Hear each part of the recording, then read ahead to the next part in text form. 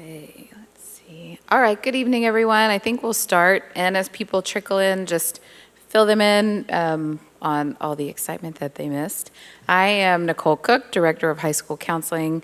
Most of you probably know me, but welcome to Back to School Night. We are very happy to have parents on campus this year. We were all virtual this time last year. It was tough. So I'm going to start by introducing the counseling team, and going to read a couple of notes here. The university admissions counseling team is here, and you're going to hear from all of us tonight. So we have Mrs. Gilmore, Mrs. Chi, Mr. Biermack in the back, and myself. Our school counselors are with the 9th grade families right now, Mrs. San and Mrs. Purvis, but you can see from the picture, we work together as a team. Students are welcome to work with both assigned counselors, so they have a school counselor and a university counselor, as we support different aspects of their lives in high school. During times of stress and moments of big decisions, we are available for your child at any time they're wanting additional social emotional support, and that's a note from Mrs. San and Mrs. Purvis. Before we dive into the presentation, we want to give you a moment to think about your child. As they begin their grade 11 year, what is a hope you might have for them? What would you like them to discover, especially as they enter the IBDP program? How would you like them to grow? We would like to share with our students, and Ms. San and Ms. Purvis are putting this together, which I love, what their parents hope for them this school year in a visual display in our counseling suite, and we would like your help. You have the option of writing their name on the back of the paper if you wish, but on one side of the paper, we're going to show everybody who walks by the bulletin board. And if you write their name on the back, we can deliver later. Counselors are going to now come around or hand out pieces of paper and pens. Please take a minute to write down one thing that is a hope for your child for this year. So again, thinking back to those questions, what is a hope? What do you want them to discover? How do you hope they grow? Feel free to add to it throughout the presentation, and when we conclude our time together, we are going to collect them on your way out. So that's our little kind of thought activity. And I shared with the 12th grade parents that I did this last night for my 3rd grader, and it was a really nice kind of centering moment as a parent and remember what's important. So you've seen us. And then just wanted to make a note of additional support people. Your students do have a head of grade, Mrs. Bachi, as they call her, and she's wonderful, wonderful teacher, new head of grade. The DP coordinator, Mr. Coxick, who you're going to hear from tonight. They have a CAS coordinator, Mr. Henderson. There's a learning support team, EL specialist, school psychologist, and Dr. Lenazette's going to talk about extra help and the other forms of support. But basically, there's a huge team of people here to support your students, and we hope that you won't hesitate to reach out and access that help. So you're going to hear from each of the university counselors a little snippet about the things ahead this year, and I'm going to hand it over to Mrs. Gilmore to start the presentation.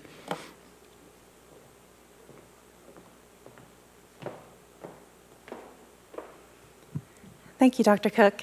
It's really nice to see all of you in person. Oftentimes we're just staring at the computer screen as we're delivering presentations to you for Back to School Night, but it's good to have you here in person. So feel free to stop by and say hello after the presentation if you'd like, and introduce yourself. My name is Mrs. Tu-Ann Gilmore, and as we kind of maneuver into the junior year, there's lots of kind of big things on your child's plate. And if they're on your child's plate, they're on yours as well. I know that some of you guys are, hearing feedback from, their first days in the DP courses and what that's like. Add on to that the new schedule. And now, just recently, we had them in to start their college journey. So they probably came home kind of excited about all the different college visits that are coming.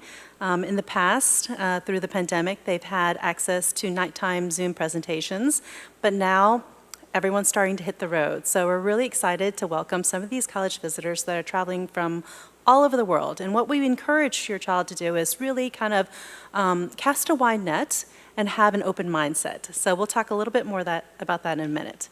So what is on their plate? We have the IB diploma, we have courses and certificates. Sports are starting right back up, and we have lots of kind of games that are coming up in person. Drama performances are coming up as well. Those are super exciting. So if you have a chance to attend, I definitely, whether your child's in it or not, they really are professional, high-end performances. You know, things that I tell them, I'm like, I see better performances here than sometimes I see on stage, you know, where I pay to go see these performances. I mean, we have very talented children here, your children. Clubs and service activities are starting up, and then of course all the outside activities that your children are engaged in. And then we have family time. Do make it a point. Remember, these are the final 2 years that your child will be living with you. So, you know, try to start some of those traditions back up if they've become lost through the high school years. You know, sometimes we say, oh, they're bigger now. You know, we don't need to spend as much time with them. They're so independent. But really, you know, we definitely see the vulnerable side on them as well. And they're scared, right? They know also that this is the final 2 years living at home under the care of their parents. So do take some time to spend with them. And then, of course, their friends. And here we go, off on the university journey. So as you find that time, really, you know, part of the university process is it's a process of journey and reflection, self-reflection, and trying to identify what is important to you, right? What is important to your family? And what we start to notice here in the office is that what is important to your child is actually coming from something really internal and deep.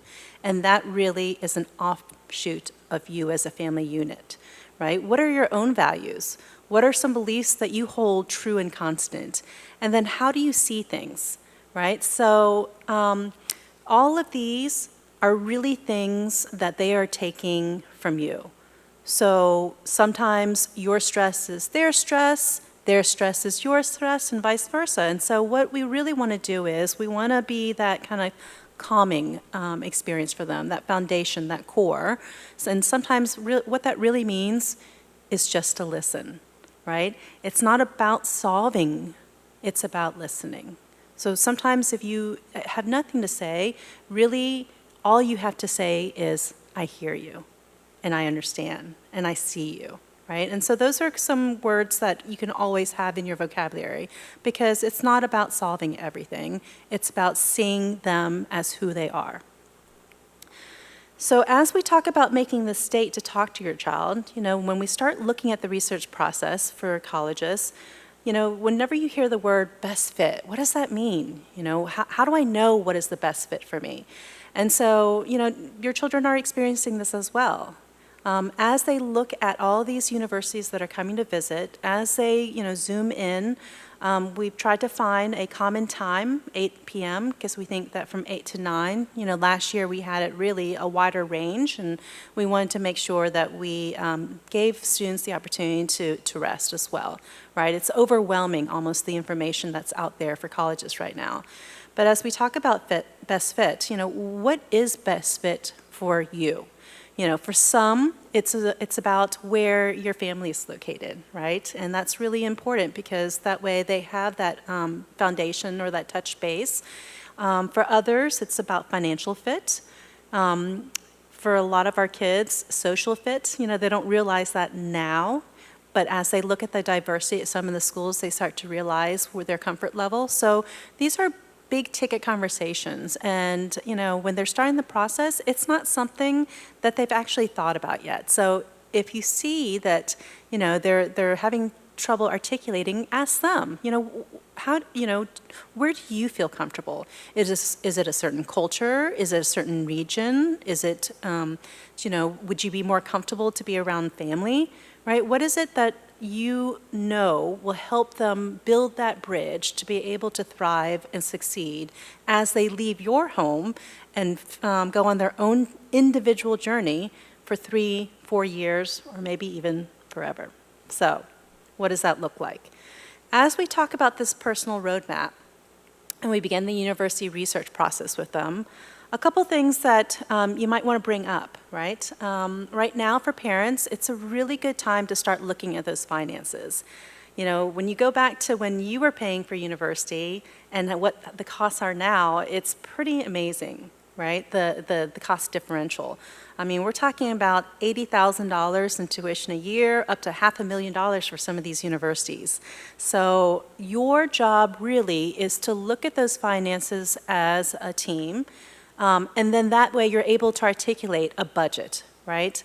It's really important that students understand the budget. They understand, you know what, we're Canadian passport holders, and because of that, it's really, the best solution is to go to school in Canada, right? And having that conversation now, early in the journey, means that they're not kind of looking at other places and dreaming of other things when the best fit for your family is in a specific country location based on your citizenship or passport. Other things are admissions requirements, right? What is it that they are looking for at some of these universities? Are they resumes? Are they specific courses? A lot of times our students start with the name of a school and they realize a year down the road that actually that school doesn't even have the major course or program that they're looking for. So they're spending a lot of time kind of circling around something or an idea that is not a good fit for them. Size of campus really matters. They are used to having small class sizes. The largest class size at SFS kind of hovers around 140. So now if they're going to a university where their freshman intake is 10,000, that's going to feel really different, right? So do they like being a small fish in a big pond or a big fish in a small pond, right? And you know them really well. You've seen them grow through the years, and you know how they thrive. So having these conversations with them, sometimes, you look at yourself in the mirror every single day and you don't notice things, but there's things that, for instance, maybe your own parents see about you. So it's really a personal conversation. College Fit is a very personal endeavor. So we encourage you to start these conversations. When we look at size of campus, location, weather, climate, right? Some students really want, they're like, Ms. Gilmore, I really want to be near the beach, right? And because water calms them. And these are things that if you're lucky and if the finances allow, college visits have been very powerful, right? It's kind of like walking into a home, that you're going to rent or buy. When you walk, even if you see it on the webpage and you hear about it, it feels really different than when you're on campus. So a couple things to look forward to, a couple things to plan about. I would say if there are camps on the colleges in the summertime, that's a really fantastic way to center your summer college visits, right? Where they get to spend time on a college campus that they may consider. And then as they're there before the camp and after the camp, you can kind of tour around. So this year, what we're going to do is we're going to help your child build a long list, right? We encourage them to go to the college visits and then heart the universities on My Learning. As they do so, those will go under the actively considering list. Now, this considering list, you are able to actually add universities as well. So you're welcome to go on to some of these Zoom visits. You're also welcome on campus for some of the physical visits. And if you think that it's a good fit for your child, you can heart them as well. Now, only the student can move the colleges from considering to applying. Because at the end of the day, we want to keep it centered on your child because that's the person who will be attending university for the next 4 years. So those conversations will take place, they've already begun, and I know they probably began before even this year. But now's a good time to really kind of step it up, and then your child will be coming home with lots of questions. And you're welcome to ask some of these questions as well. But I always encourage what I call a college diet, right? College is a stressful pursuit, right? There's lots of, our kids are anxious because we are a college prep school, and you see, I've never been to a school where students actually wear college t-shirts and sweatshirts all the time, right? So they definitely know a lot about college, but this year what we're asking them to do before our college kickoff and before we meet with you in second semester is we're asking students to go to some presentations of 2 schools that they know a lot about, 2 schools that they've heard of, and 2 schools they know nothing about, right? Just so that they can see the differences in all the schools and really cast that wide net so that the conversation is really rich. And I'm going to pass this over to Mrs. Chi to talk to you about test optional. Hi, everyone. I'm going to talk about the very exciting topic of standardized testing. Woo!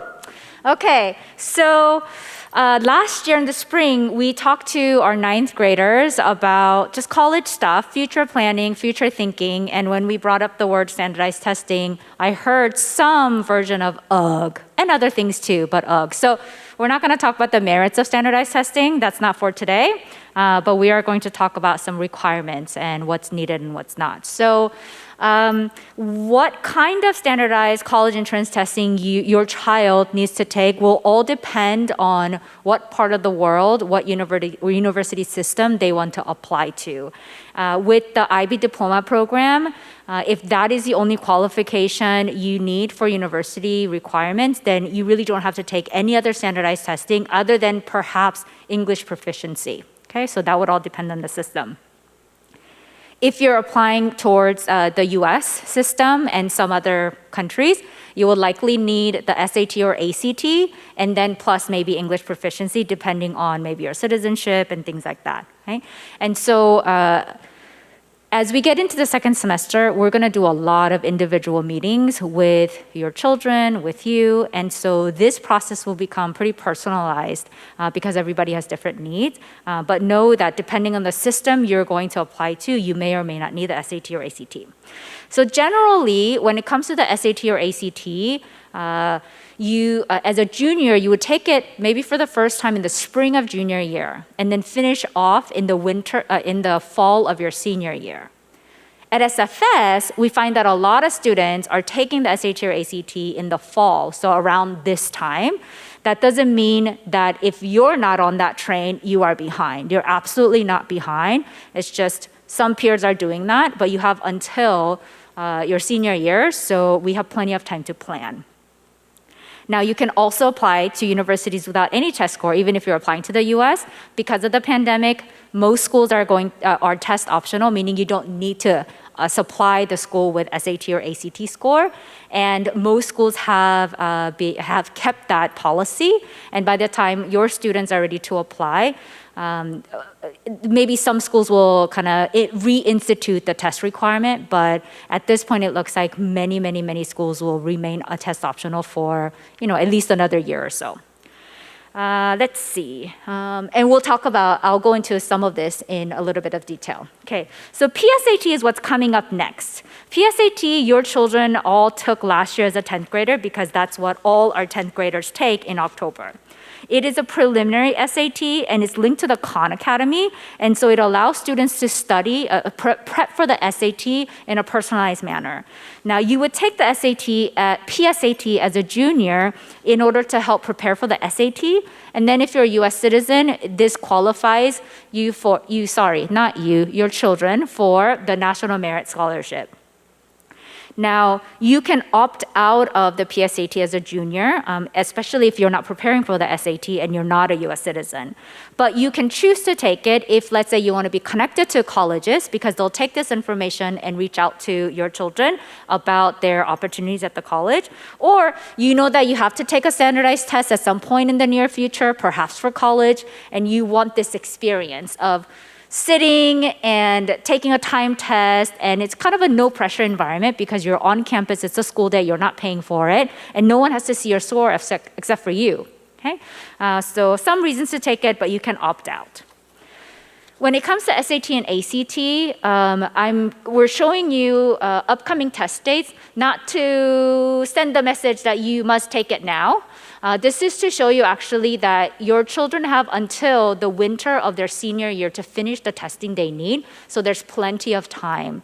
What you'll notice is that the SAT, we are a test center for the SAT, while for the ACT and the Cambridge test and any other test, they have to go off campus to take it. And for this reason, the SAT tends to be the more popular college entrance test. It's not because it's easier or it's a better test or colleges like it more. It's really the convenience factor. When you're signing up for it, do look for the international date because we are an international test site. And international test sites, international students don't have a late registration window. So please, please, please don't miss the registration window. We cannot sign up on behalf of our students once they miss that window. So please do that. And then let's see, so that's about a month ahead of time. In January, SAT is going digital, meaning no more paper and pen or pencil and marking those circles, right? It's going to be on the computer, and it's going to be like not a smart test. It's whatever, I forgot the word.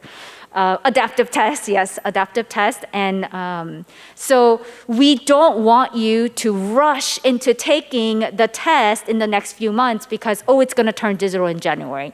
Let's please take our time, especially if your children have not started preparing for it. No need to rush into this. What's actually most important at this stage is to have our juniors settle into their diploma classes well, because you, again, plenty of time to finish off the testing for college, but there isn't plenty of time to settle into your diploma courses, your IBDP courses. So that's what we need to focus on. If you've started to study for it and you're ready to take it in the fall, obviously, let's do that. That's fine. But this doesn't mean that you need to rush into taking it. Okay, I think my last thing is the English proficiency. Many of our students will be waived of the English proficiency test for with a few different qualifications, including citizenship, actually, in some universities. So this is nothing to even think about at this point. And if it's something that your child needs, they can take it over the summer or next fall. But we just want to share this with you because most of our students are going to study in English somewhere in the world, which means that we need to show proficiency. And so you might hear these words, IELTS and TOEFL and Duolingo. You know who your university counselors are, so if you have any questions about any of these things, please reach out to us.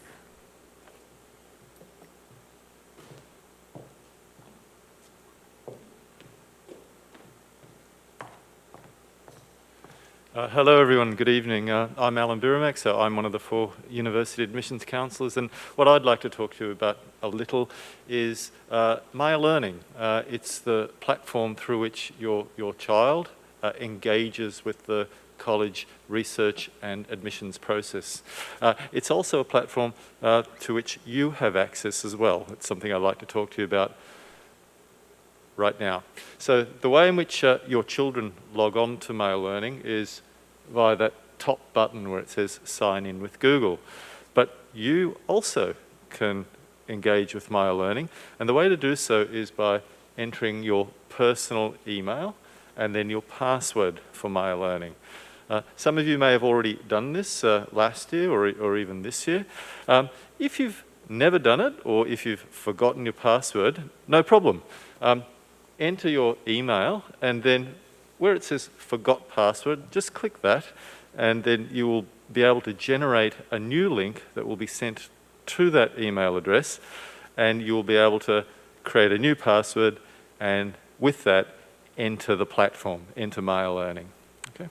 I encourage you to look at this because Maya Learning is where your child will be spending many of their moments throughout grade 11 and particularly in grade 12, researching and then eventually applying to college through this platform.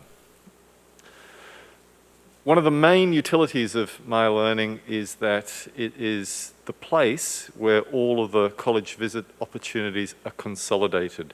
The visits now are not just virtual, but they're also in person. That's something that's brought delight to all of us, and in particular Mrs. Gilmore, who's thrilled to see college reps back on campus again. There are lots of virtual visits still happening as well. The time slot is consolidated now, 8 to 9 p.m. Last year it was 8 to 10 p.m., which not only you but also we counsellors found to be very late. But parents are also welcome to join in some of these visits. And if they're on campus, then you just have to let us know. And you can also attend when you see college representatives here on campus that may be of interest to your child and you'd like to perhaps find out a little bit more, then you can come along as well. Okay, so the way to find out about the visits is once you log on to My Learning, you scroll down that left-hand index where you get to events and then click on visits. And what you'll see is all the upcoming visits that are taking place, be they virtual or be they in person. Unfortunately, that white page obscures a couple of symbols, but you'll see a symbol of a building, which indicates that it's an in-person visit, and another symbol, which is like a video camera, indicates that it's a virtual visit. For virtual visits, it's also important that you click on one of the action tabs where you can then join the visit. You have to register for the virtual visits. Some of the visits are capped, okay, particularly for the more popular colleges. So it's really important to maybe make it a habit of checking this perhaps every fortnight, looking ahead to what's coming up. And for any colleges that are of particular interest to your child or to you, make sure to register your interest in attending that visit. And anything that's happening here at school, make a note of it in your own calendars and come along. Okay, so one of the most important things that we do with your child this year is that we meet with them and we become their travelling companion on the way to through the college application process.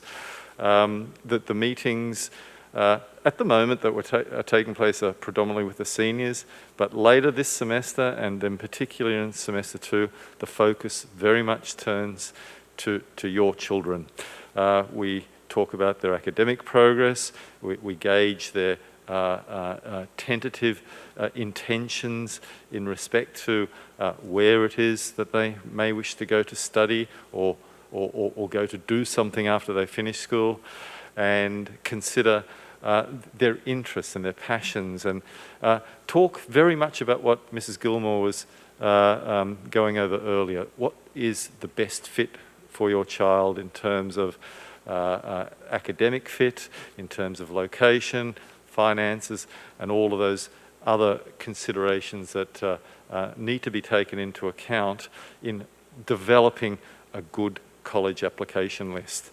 There's no need to define what that list is at this point or even by the end of grade 11, but what is important is that some of those clear parameters begin to become clearer for both your child and yourselves about what their best choices and best pathways may be. We also meet with parents, so your part, an extremely important part of this journey. The conversations that are taking place at home need to include us so that, and the triumvirate of student, parent and counsellor makes it, is a dynamic that ensures that the pathways that your child go on are informed by us from the perspective of the knowledge that we can bring to the process, but also influenced by you because you know your child better than anyone else, and you are there to support them, not only now through this process, but also beyond. I may lay claim to know what I'm talking about. A few years ago, I was sitting exactly where you are now, and saw 3 of my children go through this very same process of making their DP selections, completing the diploma program, and they're now off at college in 3 different countries. I hope that doesn't happen to you. The other way in which we provide support is with essays. So we run workshops that target different application processes in different countries, and depending upon the writing support that is needed for those applications, we give guidance to students. I was very heartened earlier today. A grade 11 student just came to my office and, of his own volition, and just asked to talk about the year ahead. And I thought that was a very mature thing to do.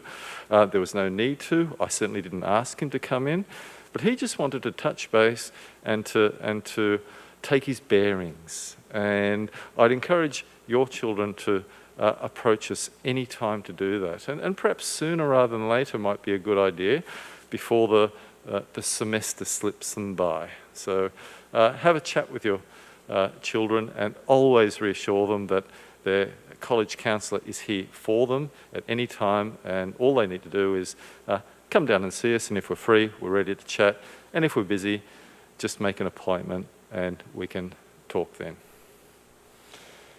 So here is a list of some of the things that your child could be doing throughout this year. I've talked about some of them. College visits are important, test prep, focusing on making sure that their grades are what they should be. And that's just not being grade ambitious, but focusing on the learning and the revision techniques that are required to obtain those grades ultimately. The DP, whilst it progresses from the MYP, is a challenge, and it's important that students don't become complacent based on past achievements.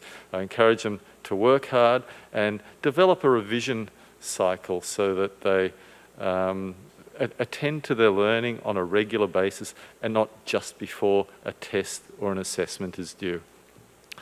It's really important to also begin the process of developing or enhancing their relationships with counsellors, of course, but also with their teachers, because it's very likely that they'll be asking some of those teachers for recommendations later this year. So the better the relationship, the more constructive the relationship, then the greater the likelihood that that teacher will be able to write something, not just about that child's academics, but also about their growth as an individual.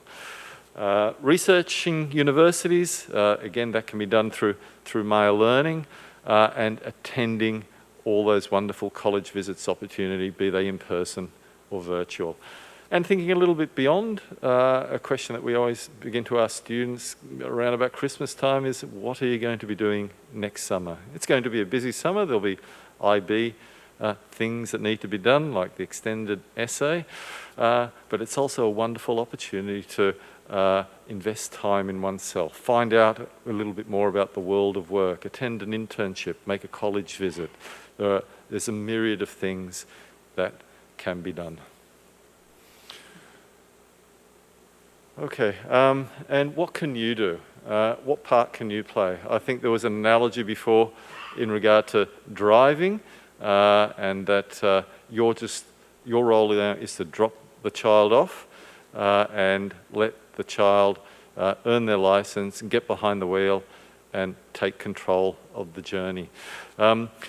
Time management is an important attribute for success, and also peace of mind over the next 2 years. The academic burden increases, and as the college research and application process intensifies, then the work increases as well. So managing time is a crucial skill. So be sensitive perhaps to your child's needs academically. Stay informed so that you know what assessment requirements are coming up, and you will know when that pressure valve may perhaps need to be released a little bit to allow your child to contend with their requirements and obligations. It's important also to listen well, okay? Mrs. Gilmore mentioned earlier that it's sometimes the best thing that we can do is just say, I hear you, and empathise with the situation that your child may find themselves in. If it's a situation that perhaps requires more support or intervention than you feel you're able to provide, please feel free to contact your child's university counsellor or their school counsellor. Financial skills are also important, and more than anything, stay informed, just as you're doing so here this evening. I congratulate you for being here, and I encourage you to remain part of your child's journey for the next 2 years and beyond. Okay, with that, I'll turn you over to Dr. Cook. All right, we are going to finish up our portion and hand over to Mr. Coxick here quickly. Just wanted to give a shout out to Mr. Biermack, who's been leading the charge on our Career Summit happening next week. So you should hear all about it from your students. We have over 50 volunteers coming. So it's going to be fun. We were just trying to pack as much work as we could into the month of August. So it's been quite a whirlwind here. A couple of highlights for you in case you're interested. One of my jobs is crunching all the data from university matriculations, and you can see here, I tried to pull a few themes just to give you a sense of what happens to our students after they graduate. They go everywhere. They are open-minded. They go to many countries, many states in the US. They're very successful and highly selective processes. So I put a few quantifiable notes here, but generally you should know that our students do very, very well in the admissions process. I even was a little surprised last year. I had a couple surprises. They really like their cities, so they're off to New York and Toronto and a variety of other cities. And then very remarkable and something that's very hard to reflect with numbers are the number of students here who engage in and are admitted to specialized programs. We have some incredible artists, musicians, design. We had a Cooper Union admit this year, medicine, acting. So just giving you a sense of what these IB learners are doing with their IB global minds and critical thinking skills, their ability to specialize in the areas that are where they're gifted. Everyone ends up happy. So even if it doesn't feel like it, they do usually end up very happy. I often say it's a process. So at snapshots in the process, it might feel more like torture than fun. But at the end, at graduation, we're all happy and smiling, and everybody is generally very satisfied with their future. There are some opportunities coming up to connect with us. We have a Cup of College at the first of every month, so please feel free to dial in. The first one will be a Q&A. Following the Cup of College, we will have our school counselors, Cup of Counseling, and you can also scan and send questions for that. But these are just open forums. Sometimes we'll feature speakers. So that's it from us, Kamsahamnida, and we will let Mr. Coxick finish, close. He has some really great information about the DP, so thanks for your attention. Thank you, Dr. Cook. And I am aware it's very late. It's almost 8 o'clock, and there are more probably entertaining things that you can do this evening than listening to me. So with saying that, I'm going to shorten the presentation since Dr. Lenazet also wants to speak to you about the new schedule, and I think it's very relevant and you should know. So I'm going to skip some of the slides and promise to meet with you again, either in person or as a Zoom meeting, and discuss the assessment and how assessment works in DP, because I think like your brain is probably already exploding, and if I add a little bit more heavy stuff and jargon from the IB, you will just stop responding. So I don't want to get that. We know that we all have a saturation point. Just for today, I want to present and share the DP results from the cohort of 2022. And I know that I'm going to talk about historical results, which are cohort specific. However, I want to bring to your attention some trends and patterns that hopefully will repeat in the upcoming years. The DP results obviously indicate the strength of the program. So it's a good indicator of whether we are doing really well and preparing students well for the next step, which is the universities. Purposefully, I did not compare our results with other Korean schools, DP schools, because of the several reasons. The one and the most important is that many schools don't publish their results. We will, and we'll share the results with you. And most of the DP schools in Korea have much smaller cohorts, or they are highly selective, or they are single-gender schools. So obviously comparing our students with a boarding school for girls will make no sense. So that's the purpose for today. And again, apologies that I have to skip, but I feel like we all are not ready for that anymore at 8 o'clock. So this is the big picture. And I want to bring your attention to a few things and few results which stand out from the rest. The first and the biggest success for us as a school is a perfect score. As you probably know or will know, 45 points is a perfect score. And we achieved, one of our students got 45, which is a big celebration for the whole community, since less than 1%, it's 0.74% of students achieved this results last year, and usually it's around less than 1% of students. 4 students got 44. 1 out of 4 students at SFS last year got 40 plus, which again, this is an excellent achievement if you've got 40 points altogether.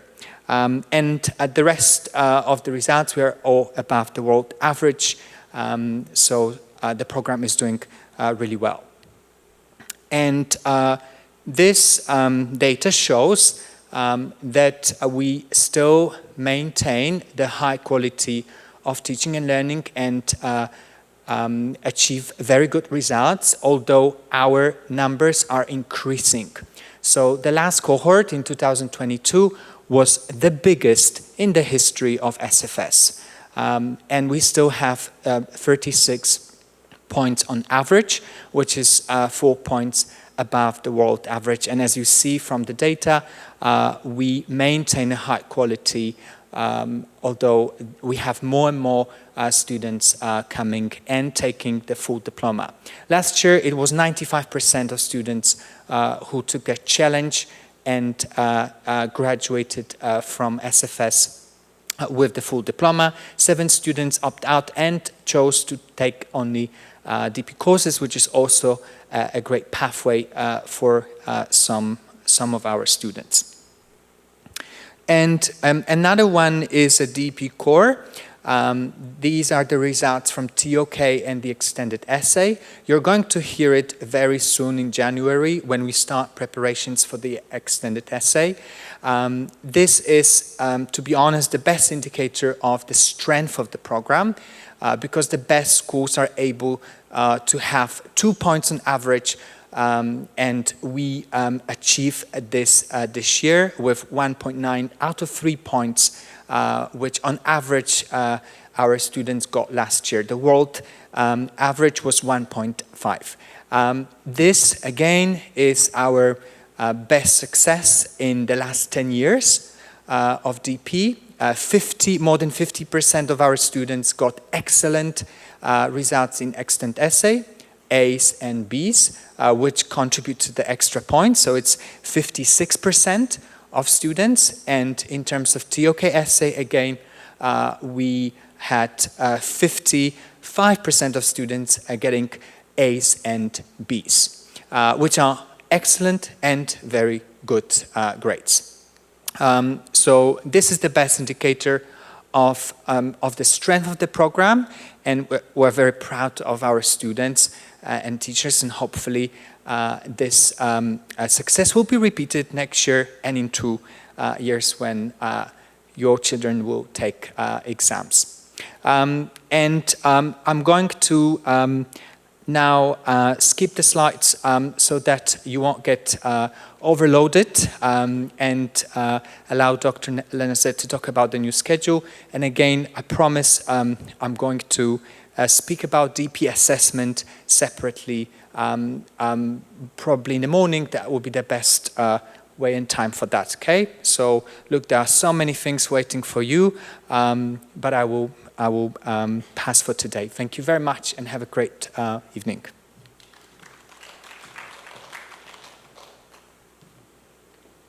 Good evening, everyone, again. I'm not going to talk for very long. I just wanted to give you a little bit of an overview of the new schedule because I know many of you were here last year, and so you will have noticed some changes. So there are several reasons why we got a new schedule. The first one is that we share many teachers and facilities with the rest of the school, and so we built a schedule that works for everyone and that is compatible for all schools in SFS, and that was a challenge because it was from 2 years old to 18 years old. Another very important reason was that we didn't have quite the right number of hours of SL and HL courses for the DP. We had too many SL hours and not enough HL hours, and that's a really important part of the DP to have the correct balance. So we are now exactly on point. So your children are the first ones who will have the perfect number of hours for the DP. And we also noticed that there were some issues with the last schedule where a lot of teaching was happening in the lunch hours, so that some students didn't always have time for a proper lunch. Students didn't always have study periods and time to meet teachers and so on. So wellness was a big factor as well. So it's we're still in the early stages. It's still a tiny little bit confusing. We have a week A and a week B and things like that.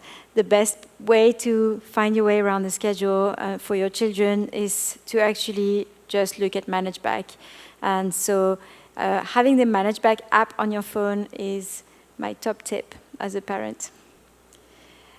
We now have a proper morning break, which was not the case, especially not for DP. There were many kids who had only only 5-minute breaks, but now we have a sizable 20-minute break for everyone. And then we have our lunchtime schedule, which is 3 smaller time slots where we've packed in lots of fun and interesting things, which I will show you in a minute. We finish a tiny little bit earlier, which has been very convenient for buses and activities. All the red arrows show you opportunities for your children to get support from their teachers. And there are some, obviously, that are not shown, or the individual meetings that teachers can also make with your children. So, very importantly, if you hear your child at home say, I have a test, but I don't really understand, or I can't finish my homework because this is too hard, or I missed a lesson and I can't, I don't understand what I missed, please tell them, go to extra help. That's the point of extra help.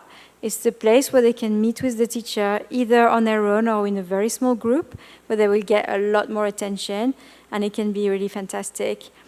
So I encourage you to encourage them. And sometimes they go voluntarily, sometimes they are cordially invited by their teachers. So if that's the case, they must go.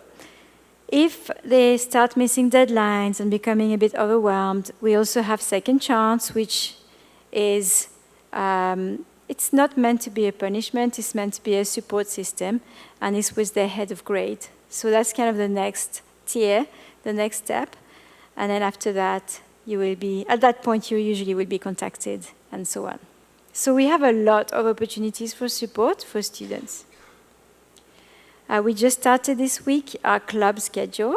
Grade 11 don't have to attend, but many do attend a club. We have a special study lounge for grades 11 and 12 that's exclusive for DP students. They are accessing a new exclusive world now that they're in grade 11. So we have a lounge. It sounds like a first-class lounge. It's not really, but it's okay. But it's quiet. It's a quiet study area that's open every single lunchtime, only for DP students to study, and that's in the library classroom. So if they don't want to attend a club, for example, or if they have a couple of free periods during their lunch, which does happen, they can go and study, which at this point of the year, they might not find that helpful, but trust me, at some point in the DP, they will find very, very helpful. So we hope that will give them the space to work and to have their own quiet place. And I also wanted to highlight a new opportunity, which is we have some new enrichment slots. These are completely on a drop-in basis, and it's not compulsory, and it's during the lunchtime as well. But as you can see, there are some wonderful opportunities. Some of them are more leisure-based. You know, we have games and things like that, just so they can take a breather and maybe meet some new people. Some of them are more academic, and then some of them are we have a praise team, you know, so we have all sorts of different opportunities there. And this is new and it's starting next week. So we're really hoping they come because all our teachers volunteered to give those extra sessions. So we're really grateful and we hope it's going to be lots of fun. Finally, we have renamed a few things, so I thought I would let you know because you might get confused when you see the schedule. So what used to be called seminar is now called Counseling Foundations and DP Core Foundations. So Counseling Foundations tends to be the program that's organized by counselors, whereas DP Core Foundations is where they tend to do their CAS and later on their extended essay and things like that, okay? So we have split them a little bit. And then we have assemblies. We've resumed assemblies in this very place. Actually, I see them every 6 days in here. It's 11 and 12 assembly, and it's now called Community Foundations. And the idea between calling everything foundations is that that's a unified program, and that's the attempt to help build character, which is one part of the mission at SFS. And so we're trying to help you build your little human. Hopefully we can lend you a hand. And that's actually it, I think. So you get 5 minutes off. If you were the students, you would be so excited and packing really quickly and running out. But we're here if you have questions. Dr. Cook's going to be at the back of the room, and you can give her the little notes that you wrote for your students. And thank you so much for coming. It really means a lot to have you here in person, and we hope to see you again very, very soon. Thank you.